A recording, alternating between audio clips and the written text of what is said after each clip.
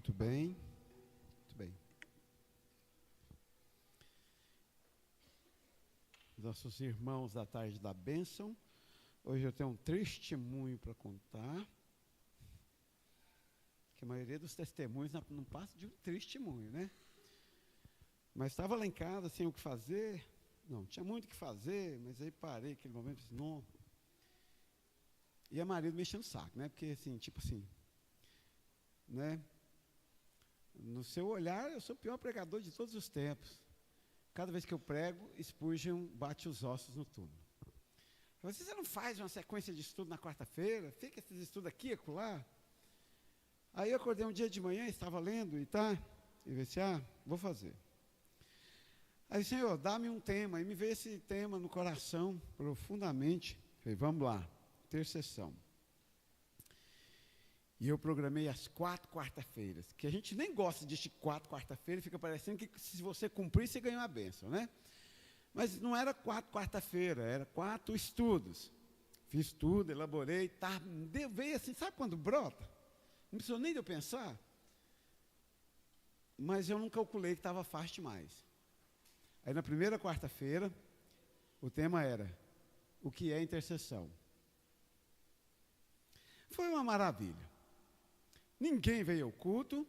Os que vieram passaram mal e arrastaram quem não estava passando mal, né, Carol? Nós terminamos o culto lá na emergência do São Carlos. Foi assim. Aliás, tinha mais IBNE lá no São Carlos, depois do culto, do que aqui na hora do culto. Alguns de vocês, Satanás já cercou em casa, nem deixou vir. Outros, ele deu um jeito. Falei, vamos lá. Aí na segunda quarta-feira, quando foi na segunda-feira, minha coordenadora chega e fala assim, se quarta-feira tem reunião, formação, e você não pode faltar. Eu, Deus, manda chumbo.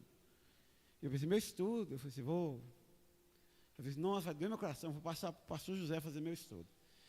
Existe uma coisa muito interessante entre pastores, a gente não gosta de pregar sermão dos outros, e a gente não gosta que os outros peguem o sermão da gente.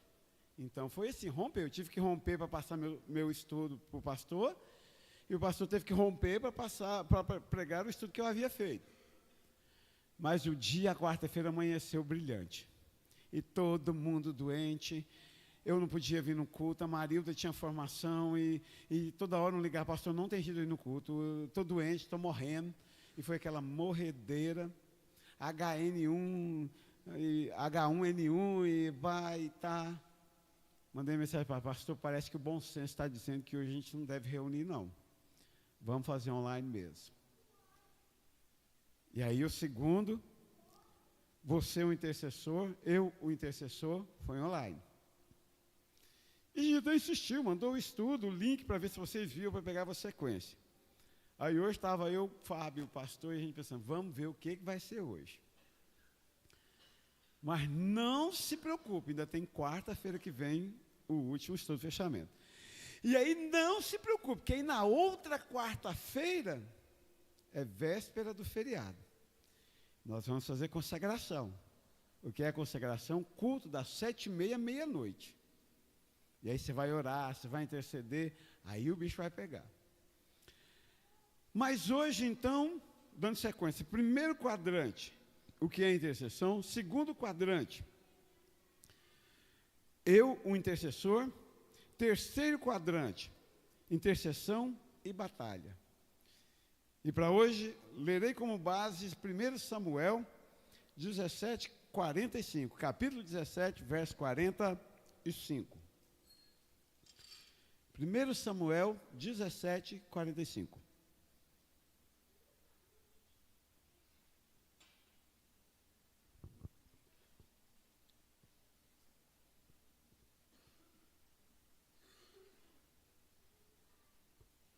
E diz assim,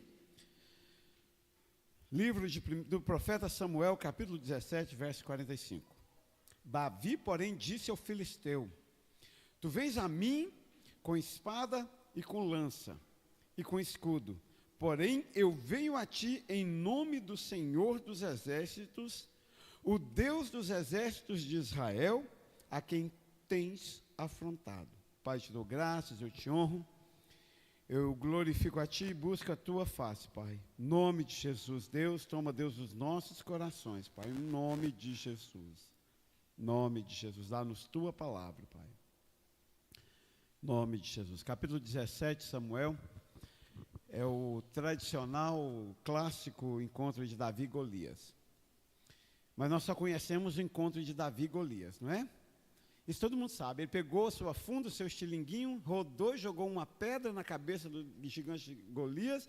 Ele caiu, ele foi lá, cortou, pegou a espada dele, cortou a cabeça dele e se tornou rei de Israel pelos seus feitos.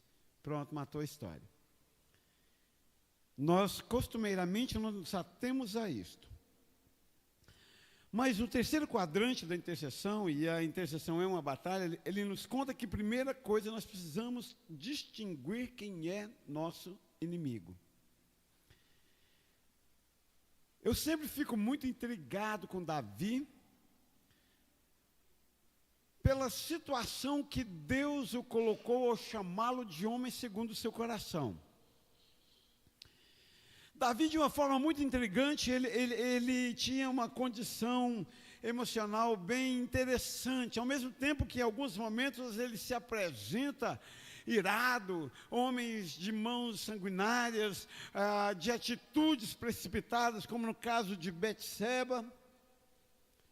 Ao mesmo tempo ele se apresenta como um homem que analisa a situação, que fica na sua, que sabe se conter, que sabe esperar a sua hora, assim como na caverna de Adulão, ou na outra caverna, quando ele teve a oportunidade de matar Saul e não o fez por considerá-lo ungido de Deus.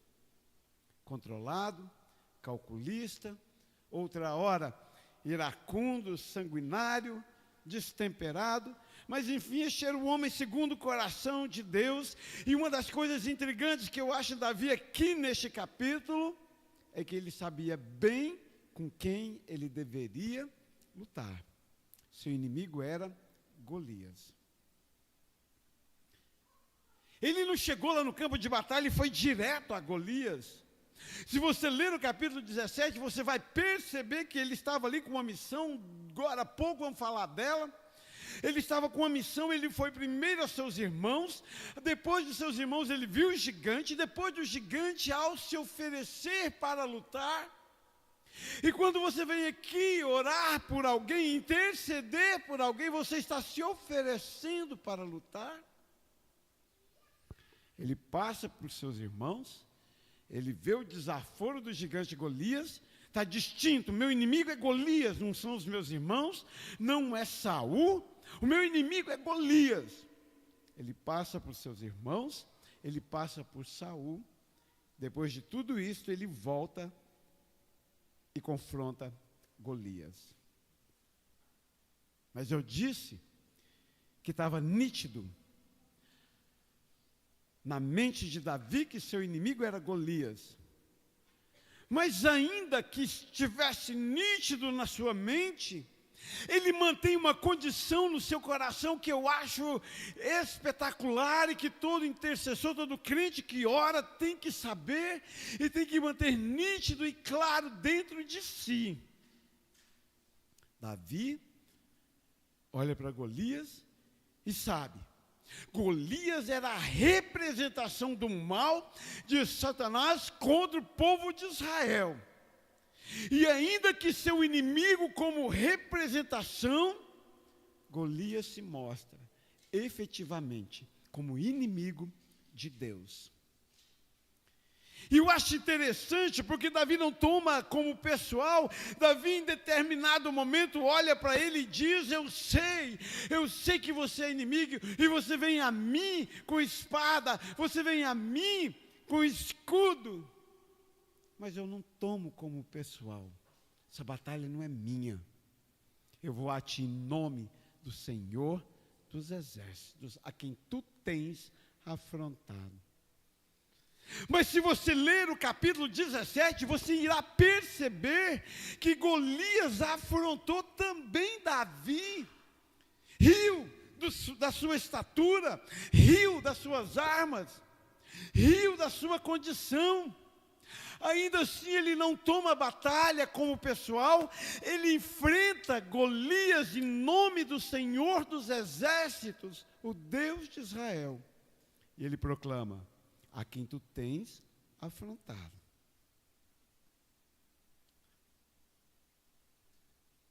O que eu tenho visto é eu e você, vindo aqui orar pelos outros, para que Deus faça a obra, e os outros me reconheçam como orador, e os outros me reconheçam como a Virgem Maria intercessora, que se eu não tivesse intercedido, não teria acontecido. Nós somos praticamente uns protótipos, uns candidatos a Nossa Senhora.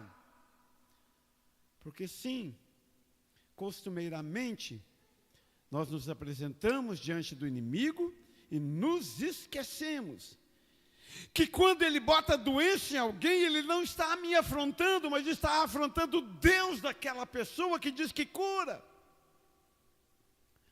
Porque costumeiramente nós nos esquecemos que quando o irmão passa necessidades financeiras, o Satanás não está me afrontando, mas afrontando ao Deus de Israel que diz que tudo provê.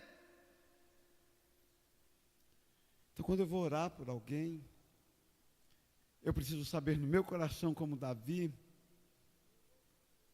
por isso é batalha, que eu estou enfrentando o inimigo, mas eu estou enfrentando em nome do Senhor dos Exércitos, porque é a Ele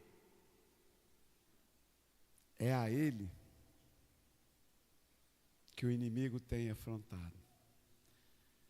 Acho interessante que depois dessa batalha, o que se esperava, humanamente falando, é que Davi simplesmente depusesse Saul e tomasse o trono.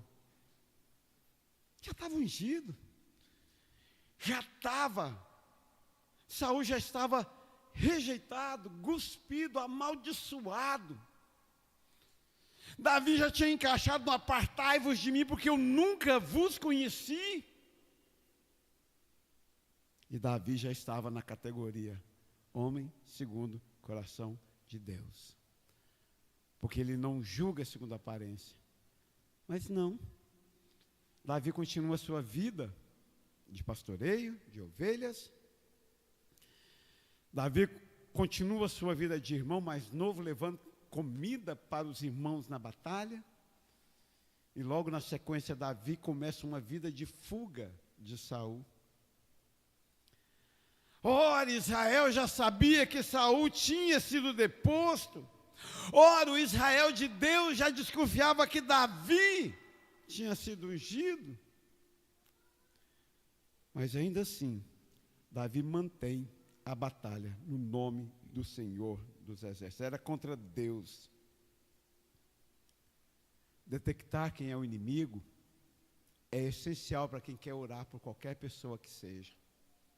Não espere louvores de quem você orou. Não espere coroa por ter orado. A intercessão é um trabalho de doação. Eu dou a minha paz em prol de alguém que não está em paz. Porque todas as vezes que eu compro uma briga, todas as vezes, a vida de Davi daqui em diante virou-se perseguição. E o povo, é interessante, eu me lembro assim, nos primeiros, quando o pastor começou a trabalhar na igreja, de vez em quando ele pregava, alguém ali fora chegava assim: olha pastor, agora o pastor João tem que tomar cuidado, você está pregando melhor do que ele.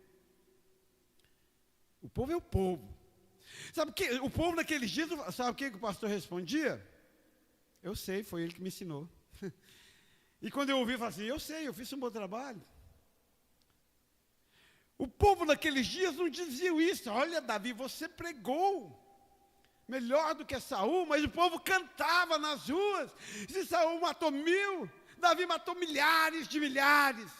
Isso enfureceu Saul. E a vida de Saul, ao invés de virar uma glória por ter comprado a briga de Deus, virou uma perseguição. Ele trocou a sua paz para batalhar por alguém. Por isso é que tem que ter compromisso. Lembra do primeiro quadrante? Lembra do segundo quadrante? Primeiro tem que ter compromisso, o segundo, você precisa ser chamado para isto. E o chamado não é um raio que cai do céu, não, é a salvação. Foi salvo, Deus te chama para orar. E no terceiro, você precisa entender que você vai trocar a sua paz para que outro tenha paz. Porque não pense que você... Não, e o tanto que vocês é bruto, né? Tem hora que vocês é bruto demais. Eu tive uma experiência com um aluno umas 3 semanas atrás. Ele estava aziado comigo, ele estava com problema, o pai dele estava morrendo, ele já não conversava com o pai, porque o pai tinha ido embora. E aí o pai teve um piripaco lá, estava morrendo, e ele estava pensando na semana. E aí eu dei uns ralabão nele um dia, falei assim, olha, eu compreendo sua dor, mas compreendo, porque vocês sabem, né? Sou professor, e tem mãe que acha que eu sou babá do filho, que só tem aquele lá, né? Toda mãe é assim, acha que a professora é só do filho dela. Sou pastor. E é claro que tem irmão que acha que eu vivo só em função dele. Se eu peido é por causa dele, se eu sorrio por causa dele, se eu prego é para ele, se eu falo, dou uma bronca é por causa dele, se eu arroto é por causa dele. Não, querido.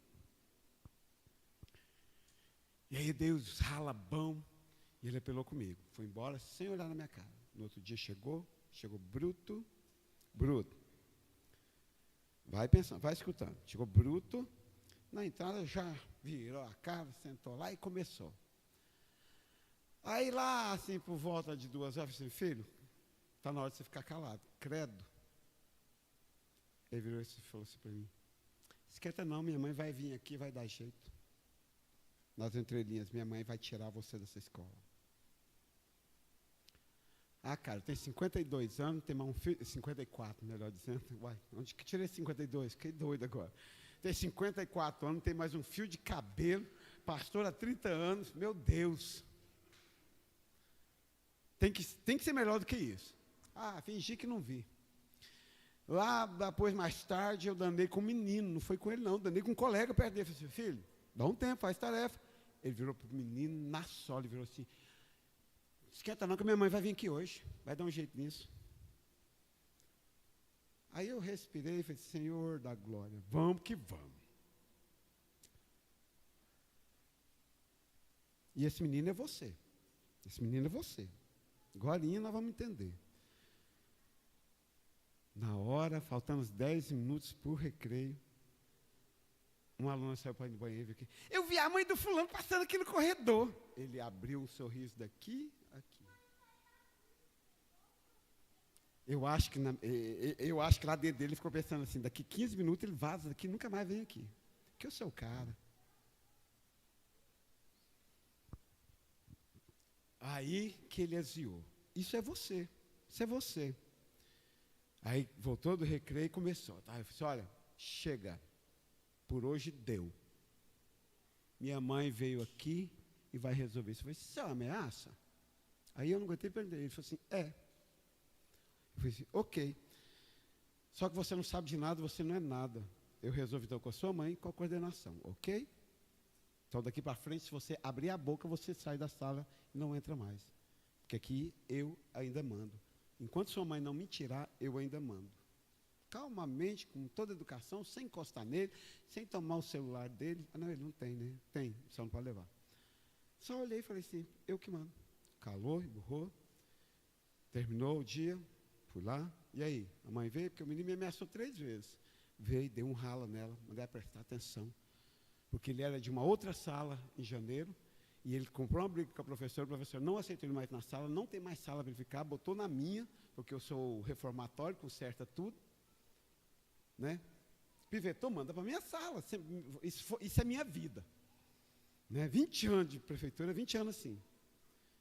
Eu falei, pois é, ele me enfrentou ontem, então é bom saber. Cheguei no outro dia, na acolhida e disse, isso é você. Queridos alunos, é o seguinte, quem tem medo da sua mãe é você, não tem medo da sua mãe não. Sua mãe não manda nada aqui. E cuidado quando chama ela aqui, porque quando chamar agora vai conversar comigo, porque eu tenho muito a dizer. Então, muito cuidado. E fique esperto que eu sou o professor da sala. E cuidado quando você chamar a sua mãe aqui, senão ela vai tomar um ralo e ainda vai te bater em casa. Isso é você. Você chega diante de Satanás, no caso Satanás nessa história sou eu. Você é o menino, eu sou o Satanás que está perturbando a paz. E chega com essa mesma arrogância, porque não conhece o inimigo. E se você chega aqui no culto, e eu vejo isso, vocês orando pelas pessoas, Deus salva, Deus tira o meu filho da droga, Deus tira não sei o quê, Deus manda não sei o quê, Deus cura não sei o quê, Deus salva não sei quem. Sem um mínimo de razão para isto. Isso não é intercessão. Faz 20, está igual a música sertaneja da minha infância. Eu só ia na cidade a cada 15 ou 20 dias para vender queijo da feira. Mano Libercino conhece a música, né? Quem morou na roça conhece. A cada 15 ou 20 dias vem num culto e faz uma oração mequetrefe. Aí de repente chega aqui e amarra Satanás porque não quer mais o filho daquele jeito. Aí chega aqui e amarra Satanás porque não quer mais o marido daquele jeito. Meu filho, você está igualzinho meu aluno. Sem um pingo de noção, bruto. E o Satanás e Deus só esperando você calar para te dar um rala, para piorar a situação do fulano. Então, às vezes, nossas orações mais atrapalham do que ajudam. Portanto, Davi chega lá e olha e sabe quem é o seu inimigo. Como é que ele aprendeu isso? Treinando. Ele foi lá para levar marmitex para os seus irmãos. Ele serviu os seus irmãos. Mas os seus irmãos não gostavam muito dele, não. Quando Samuel foi ungir o rei, e Deus disse, vai na casa de Jessé, Eliabe, um clássico de rejeição divina, o mais velho de Jessé, encheu o pulmão, porque pobre e otário não tem pulmão, tem pulmão.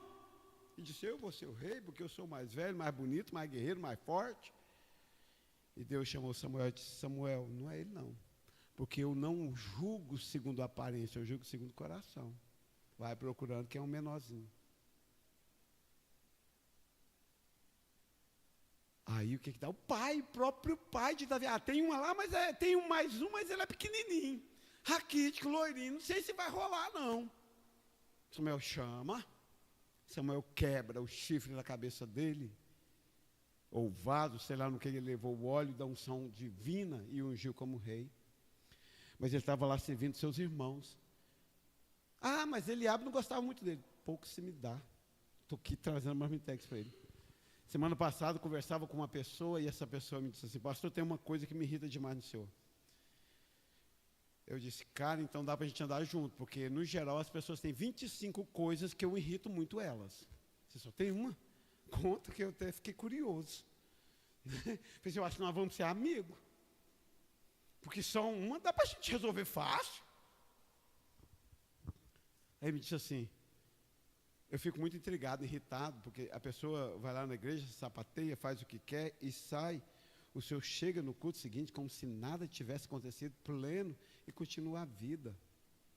Inclusive, quando eu me rebelei contigo, o senhor fez a mesma coisa. Olhei para ele e disse assim, sabe, vou contar um segredo para você, que hoje vou contar para vocês. Eu não sirvo o Rony. Estou cagando e andando para o Rony. Estou nem aí para Elaine, como Elaine. Não me preocupo com a Suzana como Suzana. Ela é bem concursada, ganha muito, a filha é médica, o marido como diria o João Paiva, o marido é top. Não pastoreio a Tálita.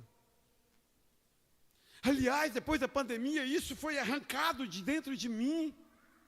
Eu sou pastor e pastoreio a IBNE. Não é A ou B. Então pouco se me dá se você gosta ou não de mim, se você concorda ou não, se você fica ou sai. Eu chego aqui como Davi, com marmitex para você a cada culto e digo, está aqui. Se você gosta de mim ou não, não é o que me move. O que me move é o meu chamado, é aquilo que tem dentro de mim chamado Espírito Santo de Deus. E eu disse para ele, é por isso que cada culto eu chego pleno, porque não é a você que eu sirvo. Não é a você que eu sirvo. Não mesmo. Eu sirvo, como Davi, ao Senhor dos Exércitos, o Deus de Israel.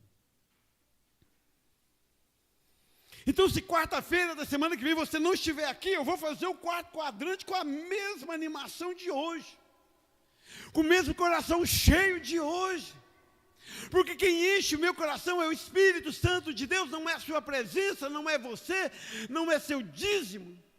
Aí eu posso lutar. Quando você começar a lutar pelo Senhor dos Exércitos, pelo Deus de Israel, você vai poder lutar com o mesmo ânimo, se o seu irmão te reconhece ou não, se o som está bom ou não, se o clima está bom ou não, se o menino está cantando ou não. Existe algo grande, glorioso, chamado Deus. Davi estava treinado, ele olha e diz assim, que nada, esse gigante, eu matei foi urso, eu matei leão, eu pastorei ovelhas, tem coisa pior do que pastorear ovelhas. E por fim, você quer saber de uma coisa? Estou treinado, Saul, eu vou lá sem nada e mato esse gigante, sabe por quê? Porque eu sirvo os meus irmãos, estou acostumado a servir meus irmãos. Perseguição era o seu codinome. Aí depois, então, de saber quem é seu inimigo, de estar treinado, Davi vai lá e enfrenta, vem um enfrentamento. Ele vai lá diante de Golias, é esse ponto que eu quero que você chegue. No primeiro quadrante, eu desejei que cada um de vocês saísse daqui com a consciência de que estava orando errado. No segundo, o pastor José ministrou a vocês. O meu desejo é que vocês tivessem a consciência, e se você não assistiu um desses, vai lá no YouTube e veja. Mas que você tivesse a consciência que apesar da sua fraqueza, de ser o menor da sua casa, Deus quer que você enfrente Golias, com a visão certa, pelo motivo certo, com a arma certa. Saul foi lá, está aqui minha armadura, Davi, não, isso é grande demais, estou parecendo um palhaço de circo. Está aqui minha espada, não dou conta de carregar isso, não, é grande demais para mim. Está aqui isso, está aqui aquilo, não quero, vou lá com minha arma certa, minha funda, meu estilingue, objetivado. Ele foi lá diante de Golias, ele sabia que, sabe de uma coisa, eu penso que ele poderia no meio do caminho parar e falar para Eliabe, olha Eliabe, está vendo, você não deu conta, eu vou lá. É isso que você faz aqui. Ah, pastor, não gosta de mim, pastor gosta do Fábio. Nem gosto muito dele. Irmã, gente boa, mas é feio demais, não dá para gostar muito não. Não é o caso. Davi poderia ter feito isso, chegar lá e visto Eliabe. Meu pai gosta de Eliabe, todo mundo gosta de Eliabe, por que eu vou queimar meu filme com esse gigante? Não. Objetivado, cheguei aqui, eu estou aqui para enfrentar o gigante. O enfrentamento, ele só dá certo quando eu vou para ele inteiro. Teve coisas que eu aprendi e eu achava interessante, porque hoje eu sou gordo, né? Deixa eu contar a história para vocês para encerrar. Em 1880, 1800 também, fiquei doida. Hoje, eu não estou bom com o número hoje, não. Eu nasci em 1800 agora, né? Então, eu falo para os meus alunos que eu sou vampiro, tenho 400 anos. Aí, o dia que eu enjoo do vampiro, eu sou X-Men. Eu sei mexer a orelha, você não sabe. Aí eu mexer a orelha e fica doido. Esse dia, esse cara é doido lá, né? Tá bom. Mas vou contar uma história para vocês, para encerrar. Em 1989, quem não tinha nascido em 1989? Ano de eleição, não tinha nascido vocês, né? Ah, crianças, olhem para mim de baixo para cima, sabe onde eu estava? Lembra, Ivan, onde você estava? O Ivan é velho, da minha idade. Lembra onde você estava em 1889? 1989. Quando eu falar qualquer coisa, vocês entendam. 1989. Estava onde, Thalita? Eu estava no quartel. 42º Batalhão de Infantaria Motorizada de Goiânia. Eu era atirador de morteiro. Eu corria no meio do mato com o morteiro amarrado nas costas semana inteira. treinando. Essa não era a parte boa, não. A parte boa é que eu tinha 47 quilos. Quem de vocês tem 47 quilos? O Rony? Em cada perna?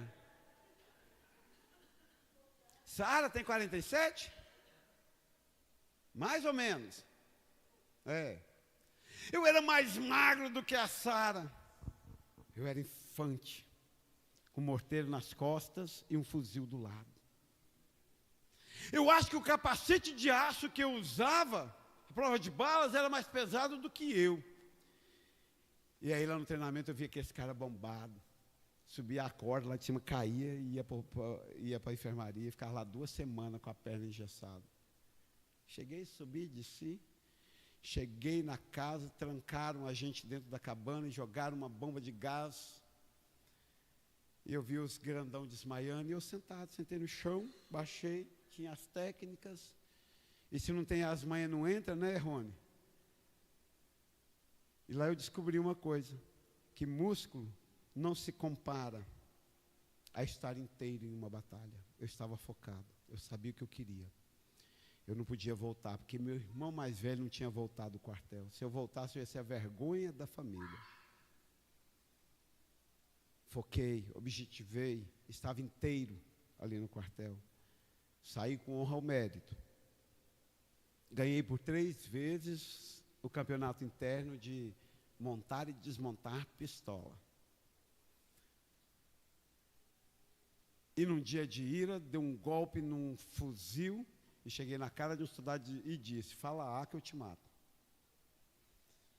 E eu só estou aqui hoje porque ele não falou.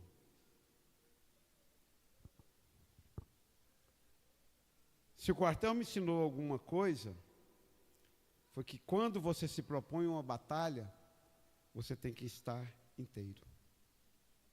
Eu não gosto de igreja. É cansativo demais. Não tem nada para fazer. Filho, se converta. Nós não temos nenhum programa para preencher você. Se o Espírito Santo de Deus não preenche você, você não é apto para a batalha. Enquanto o foco da sua vida for arrumar um homem legalzinho, você está fora dos planos de Deus. Enquanto o foco da sua vida for arrumar uma mulher legalzinha, você está fora dos planos de Deus. Enquanto seus planos for arrumar um serviço legalzinho, você está fora dos planos de Deus. Enquanto seus planos for ter paz, você está fora dos planos de Deus. Enquanto você quiser ter filhos para fazer tudo o que você quer, do jeitinho que você quer, você está fora dos planos de Deus. Porque, lamentavelmente, infelizmente, Deus os manda com vontade própria. O esquema é outro. Pastor, que eu gosto muito, hoje mandou mensagem desesperada. Eu vou matar meu filho. Eu, não, calma. Me conta um motivo que de repente eu vou e te ajudo. Não, fiquei sabendo, a mãe do colega dele contou-me ontem que ele estava na praça com o filho dela e passou um estranho e ofereceu cigarro eletrônico e os 2 fumaram, experimentaram. E eu vou matar ele. Eu falei, não, mata não. Eu disse, conversa com ele, não perde ele agora não. Vai lá e sabe. Entenda que sua batalha não é com ele. Mas é isso que nós temos feito, nós temos brigado para os nossos filhos ser do nosso jeito. Isso não é intercessão não, filho, isso é pirraça.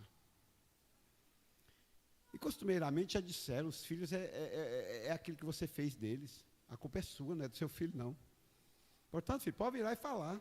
Mas se o pastor falou que eu posso falar que a culpa é sua. Se você tivesse sido uma melhor testemunha, talvez eu estaria no outro caminho. Porque filho só aprende. Então, nunca, mães, pais, nunca falem para mim, pastor, eu não sei onde eu errei. Não fala não que eu te conto. Eu sei.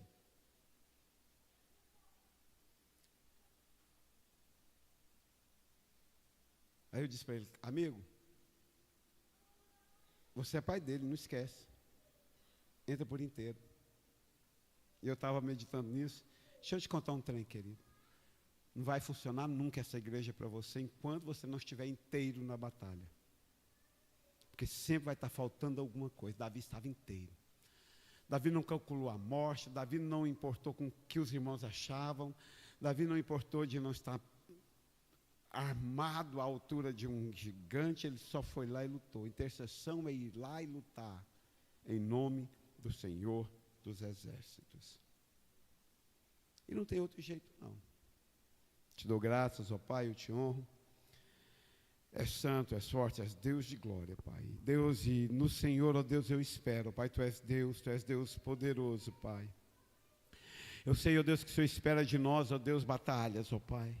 Eu sei, ó Deus, que no campo de batalha, Pai, nós precisamos estar inteiros, com o coração inteiro, dedicado, voltado. A Deus, não a nós, mas o Senhor da glória, não ao nosso conforto, Deus, mas à Tua batalha, Pai. Ah, meu Deus, enquanto estivermos, ó Deus, no campo de batalha, Deus, tentando, ó Deus, nos agradar, nós não venceremos, Pai. Toma as nossas vidas, Pai, em o nome de Jesus. As pessoas não mais pensam no mundo como sendo um campo de batalha, mas como um lugar de lazer. A maioria expressiva está aqui para se divertir e ser bem tratado. Não estaríamos aqui para lutar, estaríamos aqui para brincar, muitos pensam. Não estaríamos num país estrangeiro sendo combatidos, estaríamos em casa, sendo servidos. A